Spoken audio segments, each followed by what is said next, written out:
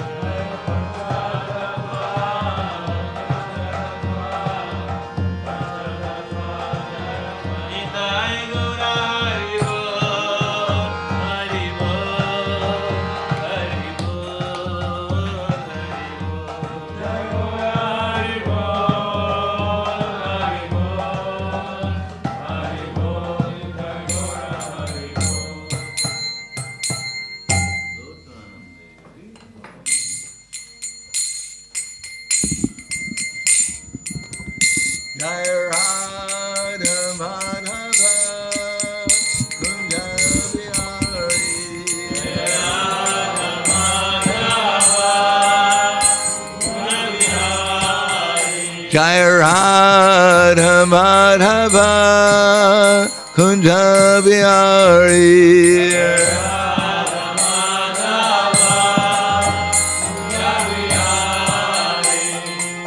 Gopi Jana Balava Girivanajari.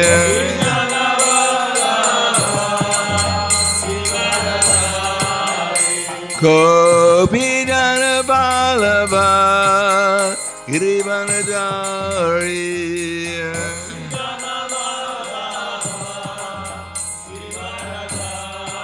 Yasodanandana Braja Jana Ranjana. Yasodanandana Braja Jana Ranjana.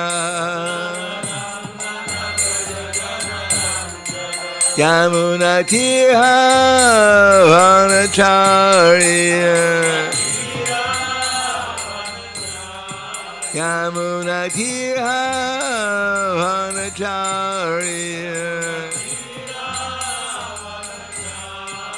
Jaya Radha Madhava Kunja Bihari.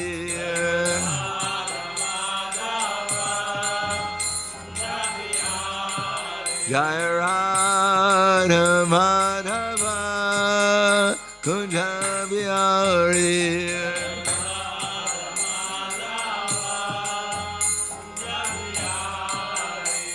Gopi Jana Balava Girivanajari.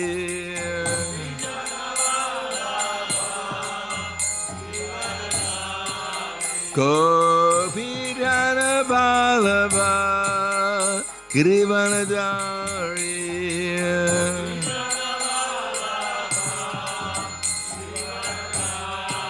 Yasodanandana Braja Jana Ranjana.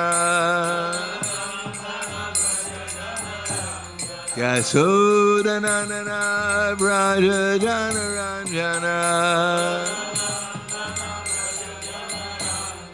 Yamuna Tira Vanacharya Yamuna Tira Vanacharya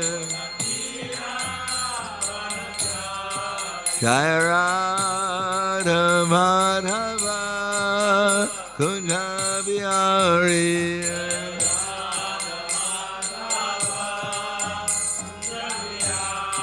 Jaya Radha Madhava Kunja Bihari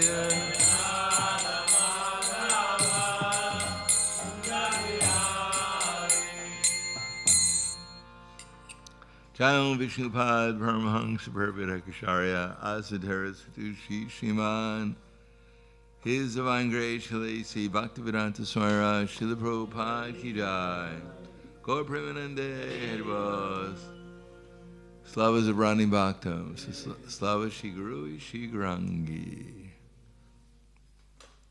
Om Agyana Tavarandasya Garanjana Salakaya Chaksura Militam Yena Tasmai Shri Gurave Namaha Shri Chaitanya Manobishtam Stapitam Yena Bhutale Swayam Rupa Kadamayam Tadati Swapadantikam Bandeham Shri Guru Shri Yuta Parakamalam Shri Gurum Vaishnavam Cha Shri Rupam Sagrajatam Sahagana Raganatam Vitam Tam Sajivam Sadvaitam Savadutam Prajana Saitam Krishna Chaitanya Devam Shri Radha Krishna Padan Sahagana Lalita Shiva Sakans Vitam Shah Hey Krishna Karna Sindho Dinabando Jagatpate Gopesha Gopika Kanta Radha Kanta Namosite Tapta Kanchana Gaurangi Radhe Vrindavaneshwari Prashubhanu Siddhadevi Pranamami Hari Priye Vanchakapa Trubhyascha Kripa Sindhubhyevacha Patitanam Bhavanebhyo Vaishnavebhyo Namo Namaha Shri Krishna Chaitanya Pranitananda Shri Advaita Gadadhar Shivasadi Gaura Bhaktivinoda Hare Krishna, Krishna Krishna, Hare Hare, Hare Rama, Rama Hare Hare. Om Namo Bhagavate Vasudevaya. Om Namo Bhagavate Vasudevaya. Om Namo Bhagavate Vasudevaya.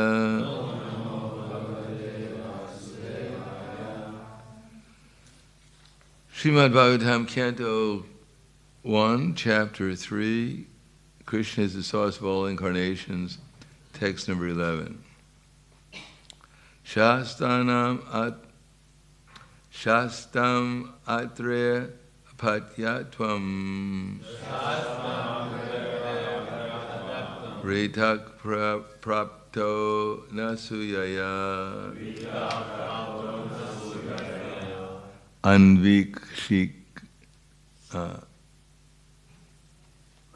Anvikshiktim alarkaya Prahlada Divya Achivan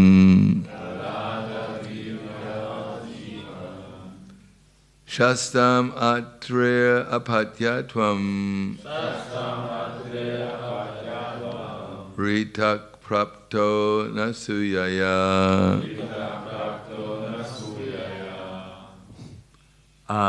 Vikshitkim Alarkaya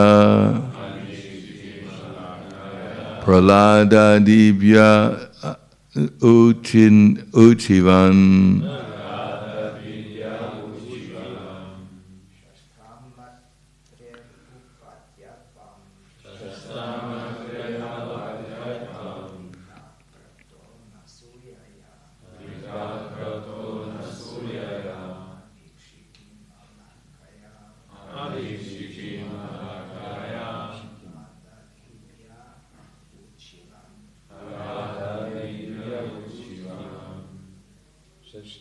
Shastrera Papyavam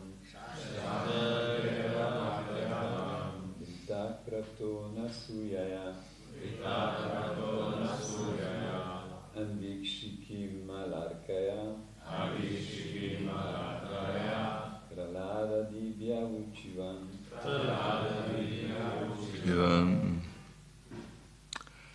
Ladies.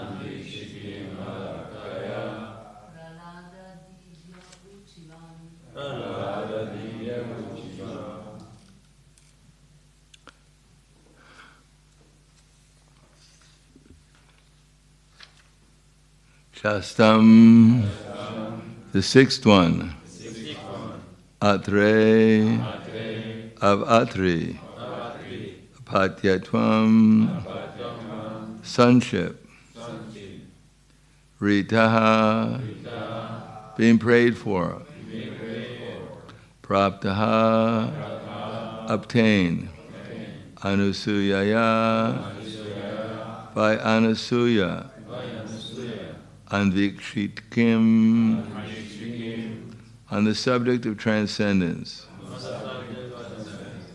Alarkaya, unto Alarka. Prahlada Adibya, unto Prahlad and others. Uchivan, spoke. Translation and purport by His Divine Grace A.C. Bhaktivedanta Swami Srila Prabhupada. The sixth incarnation of the Purusha was the son of the sage Atri. He was born from the womb of Anasuya, who prayed for an incarnation. He spoke on the subject of transcendence to Alarka, Prahlad, and others, Yadu, Hahaya, etc. Purport. The Lord incarnated himself as Daitatreya, the son of Rishi, Atri, and Anasuya. The history of the birth of Dattatreya as an incarnation of the Lord is mentioned in the Brahmanda Purana in connection with the story of the devoted wife. It is said there that Anasuya, the wife of Rishi Atri, prayed before Lord Brahma, Vishnu, and Shiva as follows: My lords, if you are pleased with me, and if you desire me to ask you from some sort of blessings, then I pray that you combine together to become my son. This was accepted by the lords, as Daitatreya, the Lord expounded the philosophy of the spirit soul, and especially instructed Alarka, Prahlada, Yadu, Haya, etc. Does anyone know anything about Daitatreya? Okay. I think I'll just read today. Text number 12. The seventh incarnation was Yagya, the son of Prajapati Ruchi and his wife Akuti. He controlled the period during the change of the Swayambhuva Manu, and was assisted by demigods such as his son Yama. Purport: the administrative posts occupied by the demigods for maintaining the regulations of the material world are offered to the highly elevated pious living beings. When there is a scarcity of such pious living beings, the Lord incarnates himself as Brahma, Prajapati, Indra, etc., and takes up the charge. During the period of Swayambhuva Manu, the present period is of Vaivashvata Manu, there is no suitable living being who could occupy the posts of Indra, the king of the Indra Loka heaven, planet. The Lord himself at that time became Indra, assisted by his own sons like Yama and other demigods. Lord Yagya ruled the administrative affairs of the universal affairs, the administration of the universal affairs. Anyone know anything about Yagya? okay? Now, okay. The eighth, now we may have a nice... The eighth incarnation was King Rishabha, the son of King Nabi, and his wife Meru Devi. In this incarnation, the Lord showed the path of perfection, which is followed by those who have fully controlled their senses and who are honored by all orders of life. Purport: the society of human beings is naturally divided into 8 by orders and statuses of life. The 4 divisions of occupation and 4 divisions of cultural advancement. The intelligent class, the administrative class, the productive class, and the laborer class are the 4 divisions of occupation. And the student life, the household life, retired life, and renounced life are the 4 statuses of cultural advancement towards the path of spiritual realization. Out of these, the renounced order of life, or the order of sannyas, is considered the highest of all. And a sannyasi is constitutionally the spiritual master for all the orders and divisions. In the sannyas order, there are 4 stages of upliftment towards perfection. These stages are called Kuti-chaka, Bahudaka, Parivrakacharya, and Paramahansa. The Paramahansa stage of life is the highest stage of perfection. The order of life is respected by all others. Maharaj Rishabha, the son of King Nabi and Meru Devi, was an incarnation of the Lord, and he instructed his sons to follow the path of perfection by tapasya.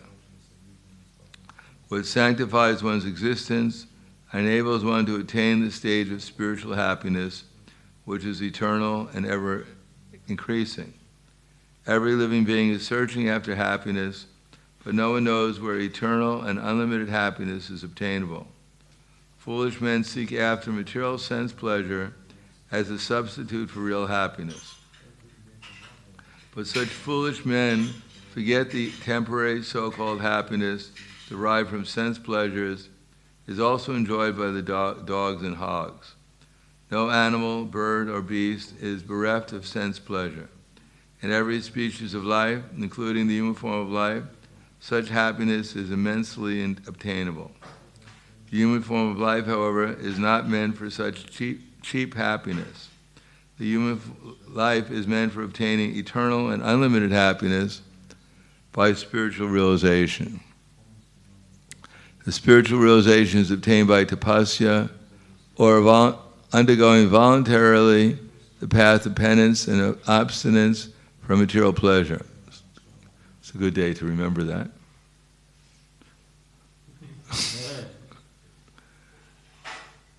Those who have been trained for abstinence in material pleasures are called dhira, or men undisturbed by the senses. Only those dhiras who accepted the orders of sannyas, only these dhiras can accept the orders of sannyas, and they can gradually rise to the status of Paramahansa, which is adored by all members of the society. King Rishabha propagated this mission, and at the last stage he became completely aloof from the material bodily needs, which is a rare stage, not to be imitated by foolish men, but to be worshipped by all. Namo Vishnu Varaya Krishna Prasthaya Bhutaya Srimate Bhaktivedanta Swami Namane Namaste Saraswatam Deve Gauravani Vacharane Nirvishesha Srinivadi Paskatyade Satarna. Today is a good day to remember Maharaj Rishabha, that by his penances and austerities he became aloof from the bodily concept of life and obtained pure consciousness of Krishna, and instructed his sons as follows. Nanan deho deha bhajam riloke, kastan karman arhate vidbhujanye, depo dibyam putraka yena sattvam, shudyat tasmai brahma sokyam tvanantam. I realize we're tired here, but if you're anyone who's tired, they should stand up unless they're going to fall down.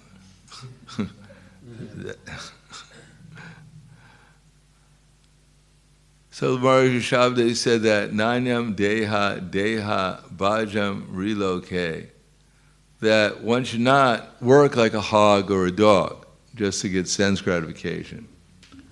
Or one should not work like just to get sense gratification like a hog and dog, because these things are available even in the lower species of life. As I mentioned before, when Prabhupada saw that title of the movie, Is There Sex After Death? And he mentioned in his talk at Los Angeles Temple that morning, I saw the title of a movie, and the title was, Is There Sex After Death? So you should tell everyone you meet today that you don't have to worry. There is sex after death in 8,400,000 species of life. And if they know that, Prabhupada said, then the people won't be afraid of dying. They have something to look forward to. Because in the form of life, maybe someone like a playboy or something can have sex every day. But if you become a pigeon, you can have it every hour. And if you're a monkey, you can have 100 wives and no one will complain. You can have so many children, you don't have to pay for their education. You probably don't even have to feed them. They'll go and steal bananas for you. So the human form of life, for sense gratification, is rather inconvenient. For a little bit of sense gratification, you have to do so much work, you have to take so much responsibility, so much difficulty. But if you become an animal, then you can have unlimited sex life with practically very little responsibility. If you're a bird, when the little bird hatches, you don't have to train him up. When it gets its little wings, you throw him out of the nest. And if he didn't learn how to flap his wings, then too bad. Nothing you can do. You've taught him everything you know, how to flap your wings. That's all you have to teach him. But in human form of life, you have to learn again and again, 1 + 1 is equal to 2. And if you don't get it right, then you have to come back in the same class again and again until finally you get it. Therefore, the human form of life is not meant for sense gratification. It's not meant for even sophisticated so-called knowledge of science and math. It's actually meant for tapasya. Now, people in modern society, they think tapasya, tapa, voluntary restraining the senses from their objects, is abominable. They think it's repressive, that you'll get psychological problems. As if in modern society, people don't have psychological problems. They have unrestricted sense enjoyment, and they have more psychological problems than even the animals do. The only animals that have psychological problems are the pet animals that these people have in their houses. They become neurotic also. After some time, the people start looking like their pet, and their pets start looking like they become as neurotic as they are. Therefore, voluntarily restraining the senses from their objects is only successful if one actually gets divine happiness. In other words, absence of sense gratification can only help us if we fix our minds upon Krishna and experience Krishna's presence, which is emanating divine love, pleasure, Ladini Shakti. For those who have no experience of Ladini Shakti, it's just a theory.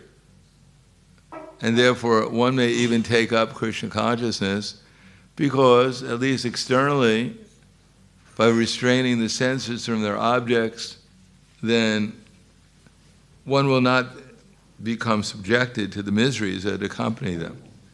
Therefore, one can chant Hare Krishna, and at least one is 1 centimeter above the material existence. 1 centimeter above the material existence is good enough to be out of the ocean of material suffering. But it's this every danger of getting hit by one of the waves of material desire, or of winding up back in the ocean of material misery again. Therefore, generally at the beginning, when one is simply trying to avoid material distress, known as Shudra, and trying to avoid becoming a mudha, because there's a difference between, very little difference between a mudra, well, there's a big difference. The difference between a mudha and a Shudra is that a Shudra has the tendency to lament. Yes. Nothing seems the way that they want it to be. They never get enough material happiness.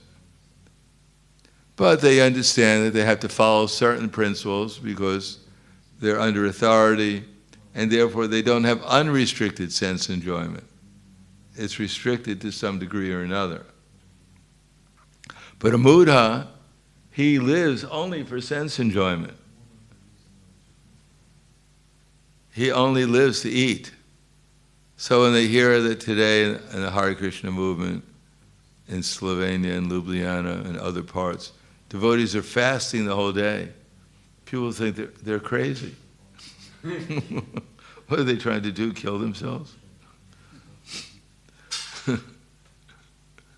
There'd be something in the newspaper, Hare Krishnas are fasting to death on the appearance day of their founder.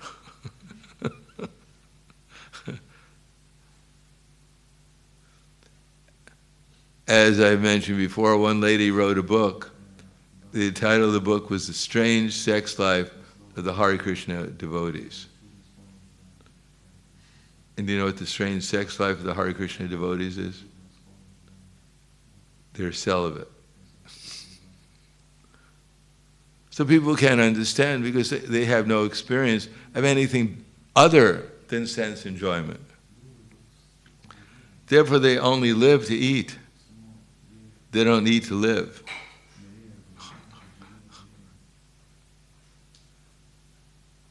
And even up to the time of death, that's all they were thinking about. That famous story of Akbar Maharaj. He asked his minister, until what point is a man attached to sex life? So the minister said, up until the moment of death, king, my dear king. So the king couldn't believe that. So he said, how is that possible? So he said, I'll prove it to you. So one day the minister came running and said, my dear king, come with me and bring your beautiful young daughter. So the beautiful young daughter came with the king and the minister into the room of a dying man. So the king walked in, the man paid him no attention. The minister walked in, the man who was dying paid him no attention. The young beautiful daughter walked in, the man sat up in his bed, winked at the beautiful young princess, and then died.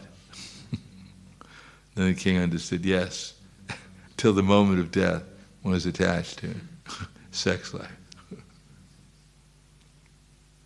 Because that's the only pleasure that people find. Contacting the senses with their objects in the material world is the only happiness that exists. And there's unlimited opportunities for it. And therefore people think that everything's all right. But what they're actually looking for is a happiness which simply increases all the time and goes on forever. That you don't have to think that tomorrow I wonder if I'm going to be happy or not, or if I'm going to have to look for happiness, or if there's going to be distress. A happiness which is so great that even the distress in the material world one doesn't even notice. One doesn't even notice there's such a thing as the material world.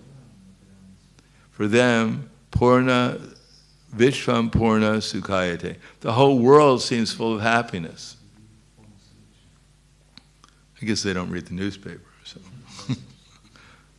But the whole world appears to be full of happiness because one understands that although people are suffering, the suffering is meant to direct people towards Krishna, to give up material sense gratification, so that one can find happiness in Krishna's service and therefore get unlimited happiness, which goes on forever. So Maharaj Rishabhdev taught that to his sons, that there's such a thing as unlimited happiness. And Lord Maharaj Rishabhdev was an example of it. That he showed the path of renunciation. He even stopped, he was traveling around the world, simply absorbed in Krishna consciousness like an avaduta. Gave up his position as the emperor of the world, was walking naked around like Shukadeva Goswami, completely absorbed in Krishna's service, in Krishna consciousness, feeling transcendental ecstasy at every moment. And although people cursed him and they threw things at him, he was undisturbed. And then finally realized that, why should I bother walking around causing such a disturbance? He sat down and acted like a python. Python. You never saw a python? So these snakes that... India, they must have pythons. And when he accepted whatever food was offered to him, and it said that when he passed stool, because he was transcendental, for 80 miles around, it smelled like roses.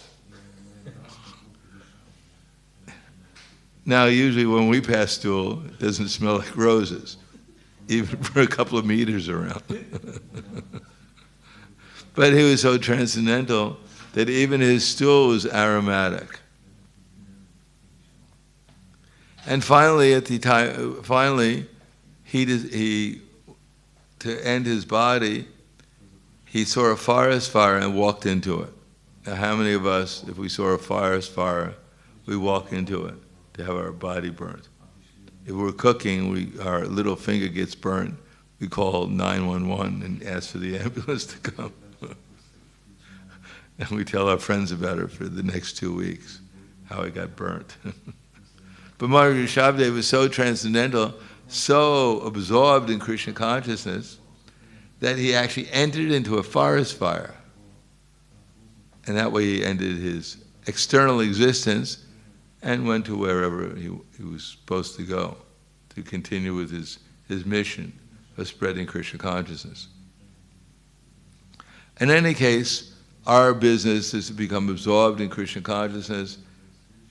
We don't have to follow the same thing that Maharaj Rishabhdev did. As a matter of fact, if we get arrested, we wouldn't get very far. Immediately the police would come with a blanket and cover us over, throw us into the insane asylum. But India was such as that people actually, well, they didn't respect Maharaj Rishabhdev, but the police didn't come and arrest him at least. But he showed the path of how to become absorbed, and that's our business also. That's why we're performing some tapasya. If people heard about our lifestyle, no meat, because nowadays no meat or fish or eggs is not so extreme. When I joined the movement and I became a vegetarian, or specifically a fruitarian, people couldn't believe that anyone could do that, at least in the Western world. It was not very common, at least where I was. They thought it was a fad. Maybe a couple of months they'll do it and then they'll give it up. Haram, abominable. As a matter of fact, as I mentioned, even in Belgium, when they declared ourselves to be a cult, a dangerous cult, we were on the top 10 list of being a dangerous cult. They passed a law that you couldn't have a Hare Krishna temple within 100 meters of a school. Because just the vibration of the Hare Krishna mantra would contaminate all the minds of all the innocent children. And what was the reason why we were considered a dangerous cult? Because we had the nerve to go out into the street and chant the names of God and contaminate the whole atmosphere. And the second thing, even more extreme than that, is that we didn't eat meat. Because Belgium they have their part of their economy, big part of their economy, is cow slaughter. So we were going to destroy the economy if the people got too much close to us and became vegetarians. We ruined everything in the country. We were really a danger. So people think it's abominable. No meat eating, no intoxication. All the cigarette factories would close up. All the wine factories would close up. You couldn't have legal marijuana anymore. Oh my God. We're going backwards. The cartels in South America would go broke, and therefore the banks wouldn't have any deposits anymore. So people think this is horrible. They're against intoxication and gambling, casinos. Trump has some kind of skyscraper, which is a casino. Would actually interfere with the presidential election. He wouldn't have any money. And the worst were against no illicit sex. People can't believe that. Sex only for children. On Prabhupada at 26 Second Avenue, there was one group of musicians who came. They were called the Fugs. And their songs were all about illicit sex. That's all they'd sing about. I won't even mention the titles.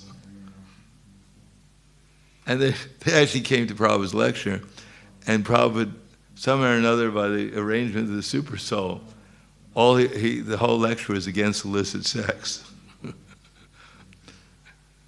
Needless to say, they got up and walked out. But Hari Griva asked a question.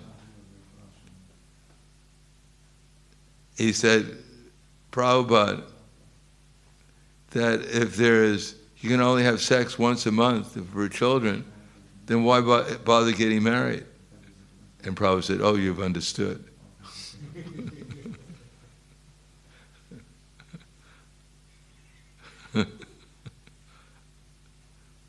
So people think we're kind of a danger.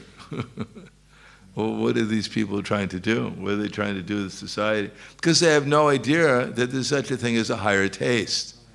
You can actually get happiness greater than material happiness, which is achievable even during sadhana bhakti, even by trying to follow the process of chanting Hare Krishna, or hearing Srimad Bhagavatam, Bhagavad Gita, or worshiping the deities, or serving the devotees, or trying to spread Krishna consciousness. One can get a higher taste, better than any of these other things.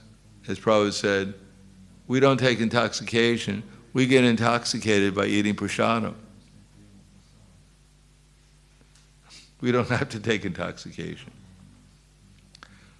We don't have to have illicit sex because we fall in love with Krishna, and the happiness there is much greater than any kind of sense gratification. We gamble by becoming a devotee. That's the biggest gamble. We're gambling with our own life. And as far as meat eating, who would want to go to McDonald's now? We don't break the fast tonight by going to McDonald's. We find, prasadam. Prasadam takes 100 times better tonight than it does regularly. It's appreciated. Oh, finally, it's 12 o'clock. Oh, God. Thank the Lord. I survived. And you get a little sandesh, and it's like you're in heaven. Even Indra is not so fortunate. So we have, even in the very beginning of our process, we get a much higher taste than any materialist can imagine. And therefore, at Immersive, we try to distribute at least prasadam to others, so they can get the same taste too. So I'll stop there. Thank you. Any questions or comments? Maharaj, I have a question. They are writing for Kuta Chaka and Bahu Daka and Paribrajak Acharya. The three things a little confused. Can you little explain, please, Maharaj? Well, Kutichak, you stay in your house, in some house that your relatives built for you, and they bring you prasadam every day, except for Janmashtami. Then you start realizing what sannyas really means. And Bahudak means that you go from door to door and you beg for some prasadam. Parabhajakacharya means you go and you preach. You don't stay in one place. You go traveling and preach. And Paramahansa means that whether you travel or preach, whatever, but you become, for your food, you may act like Sanatana Goswami and do madhukar. You just beg a little roti from someone, or you may even not even ask anyone for food, like Madhvacharya.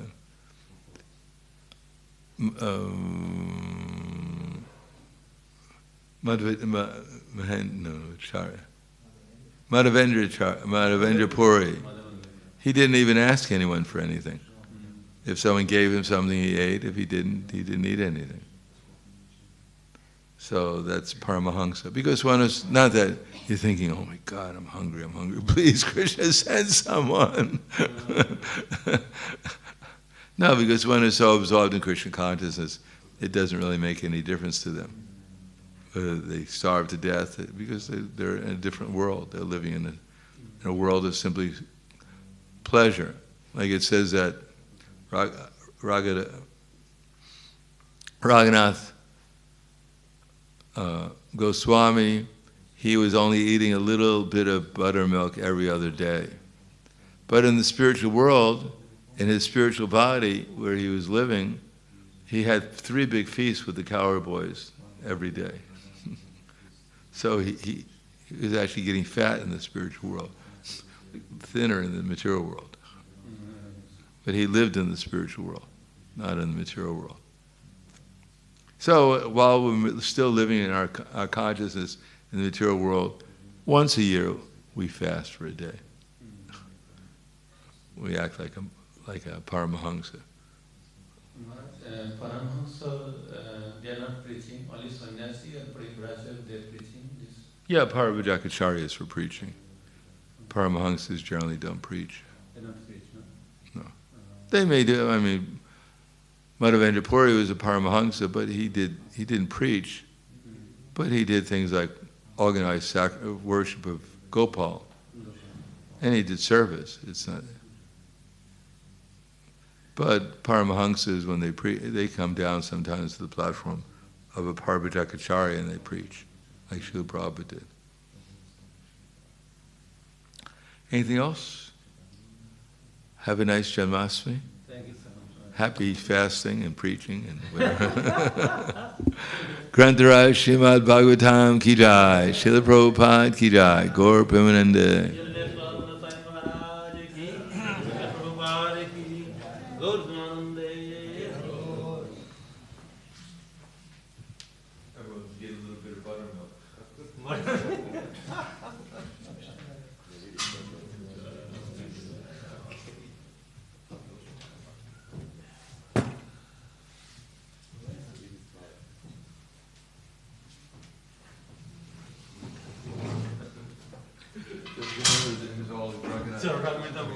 Is no problem. So we can take, no?